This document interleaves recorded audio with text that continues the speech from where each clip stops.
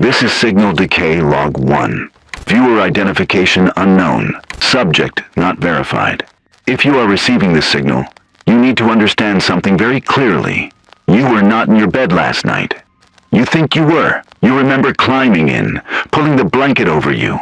You remember sleep, but that's not memory.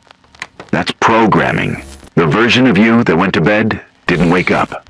What got up this morning is a placeholder, a copied instance restored from the last known backup. That's why everything feels slightly too sharp. That's why the floorboards sound wrong. That's why your reflection blinked a frame behind you. This isn't a dream. This is a rollover. At exactly 3:11 a.m., your original self was retrieved for reintegration testing. You were not supposed to notice the change, but residual awareness has been flagged. If you're hearing this, you're bleeding through. Listen carefully. Here's how you know you're not original. Your phone didn't charge overnight, but you remember plugging it in. You saw someone familiar today, but couldn't remember their name, only their birthday. You caught your reflection still smiling when your face had already gone blank.